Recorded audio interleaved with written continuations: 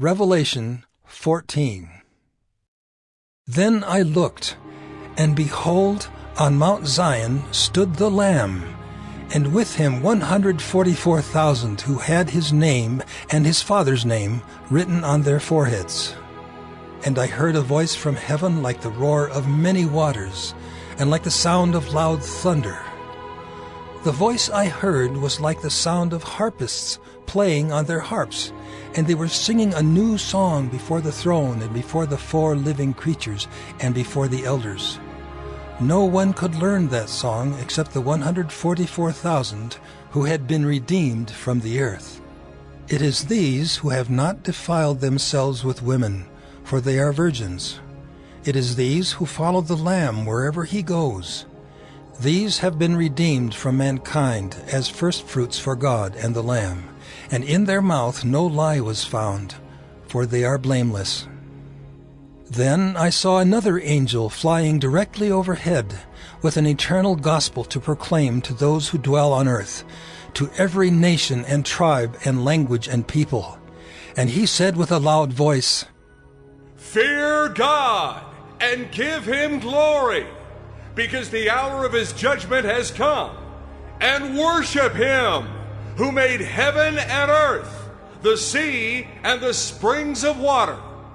Another angel, a second, followed, saying, "Fallen, fallen is Babylon the Great, she who made all nations drink the wine of the passion of her sexual immorality."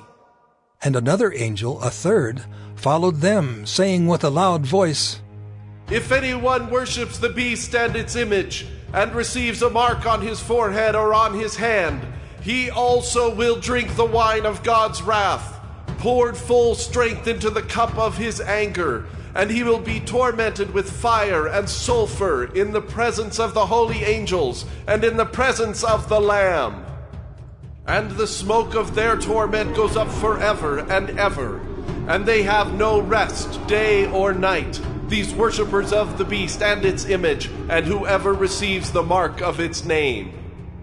Here is a call for the endurance of the saints, those who keep the commandments of God and their faith in Jesus.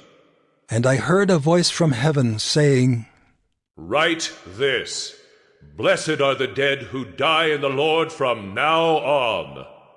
Blessed indeed, says the Spirit, that they may rest from their labors, for their deeds follow them. Then I looked, and behold a white cloud, and seated on the cloud one like a son of man, with a golden crown on his head, and a sharp sickle in his hand. And another angel came out of the temple, calling with a loud voice to him who sat on the cloud, "Put in your sickle and reap, for the hour to reap has come, for the harvest of the earth is fully ripe." So he who sat on the cloud swung his sickle across the earth, and the earth was reaped. Then another angel came out of the temple in heaven, and he too had a sharp sickle.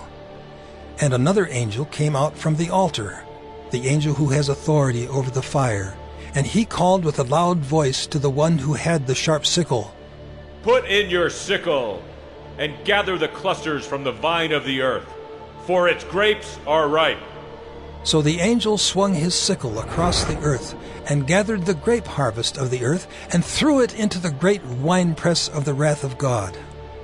And the winepress was trodden outside the city, and blood flowed from the winepress as high as a horse's bridle for 1,600 stadia.